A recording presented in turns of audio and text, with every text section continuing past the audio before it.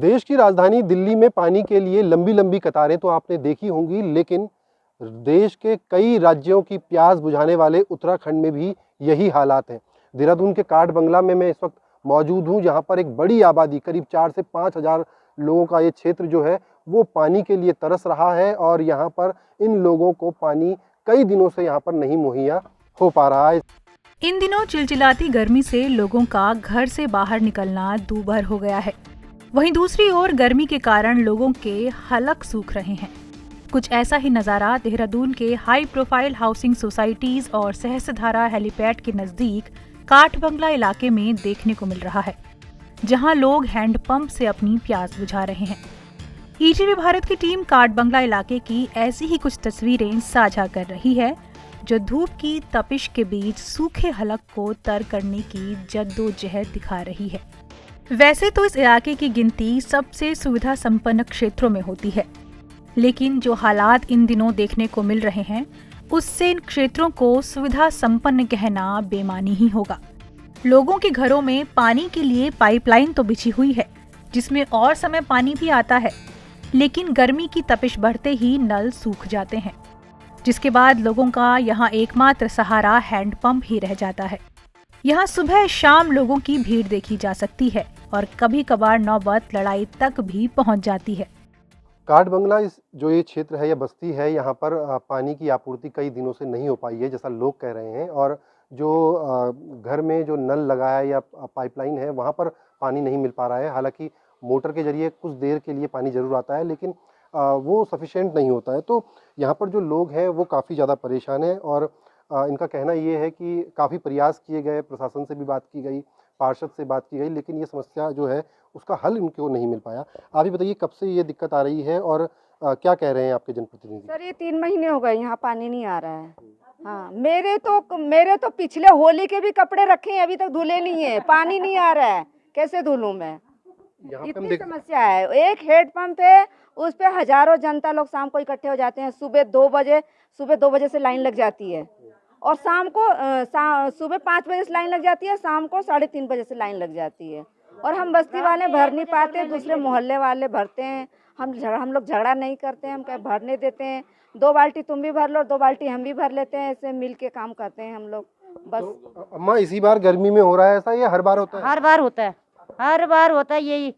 कल तो एक को मार भी दिया था, पर फिर बचा दिया हम। दिन आगे बार हमने रो कर दिया उसके लिए। वो कहाँ चले गए जिन्हें आप वोट देते हो और वोट से जिताते हो? वो मेरे बाप के पास गए।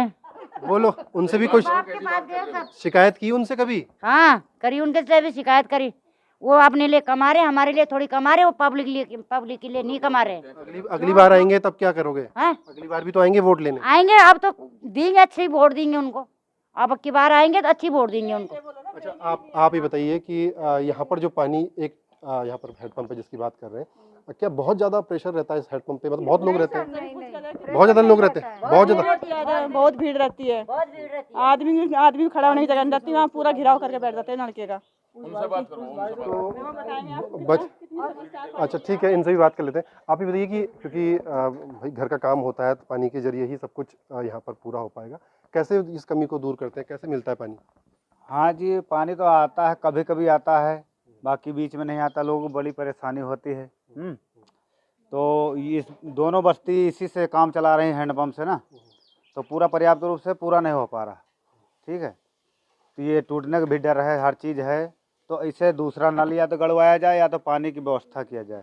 ठीक है, पानी का जो बिल आता है ना, वो हर 4 महीने पे ही वो दे देते हैं। तो उन्हें पूछना चाहिए ना, 3 महीने 2 महीने जो भी हो, और बिल पहले ही लटका देते हैं, कहते हैं कि आपका बिल आ गया है। वो ये नहीं पूछते हैं कि आपका पानी आ रहा है कि नहीं आ रहा है। ये भी उन्हें पूछना चाहिए ना।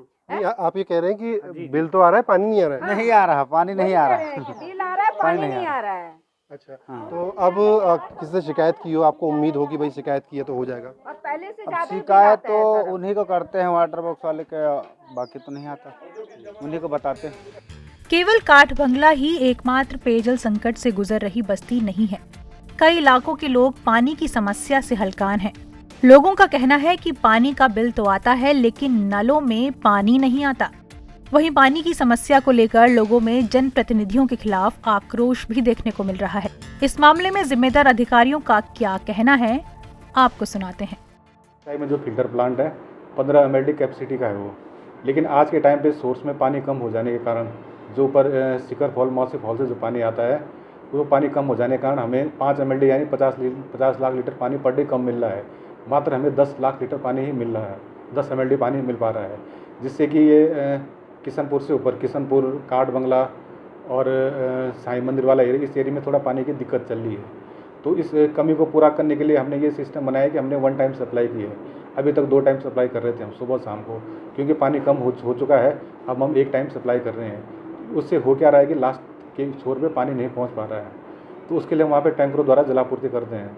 जहाँ दिक्कत आ रही है वहाँ हम टैंकर भेज रहे हैं वहाँ पे। इसके अलावा कुछ क्षेत्र हमारे ऐसे भी हैं जहाँ पे हमारे ट्यूबवेल के भी डिस्चार्ज कम हुए हैं। जैसे हमारा सहजधार रोड पे SGRR का ट्यूबवेल है, उसका डिस्चार्ज भी कम हो चुका है।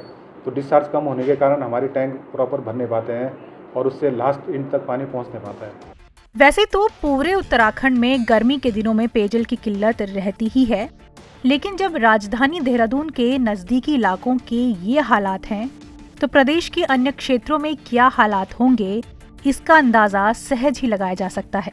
ये तो शिकायत तो हो रही है, लेकिन इस शिकायत का जो हल है यानी शिकायत का जो निवारण है वो नहीं हो पा रहा है। और लोगों का कहना ये है कि ये कोई नई समस्या नहीं है, हर बार गर्मियों में इसी तरह के हालात होते हैं। लेकिन सरकार, प्रशासन या तमाम जो दूसरे जिम्मेदार लोग हैं वो इन समस्याओं का हल नहीं निकाल रहे हैं और अब बेहद ज़्यादा नाराज़गी है। कई बार यहाँ पर जैसे बता रहे हैं कि लड़ाई भी हो जाती है पानी को लेकर। तो अब समस्या क्योंकि दुगनी हो गई है, गर्मी ऊपर से पड़ रही है, टेम्परेचर देहरादून का बहुत ज़्यादा हो गया है और ऐसी स्थिति में पानी नहीं मिल पा रहा है, तो अब हालात क्या होंगे ये अब आसानी से समझ सकते हैं। देहरादून से कैमरा पर्सन परवीन सोनकर के साथ नवीन उनियाल, ETV भारत।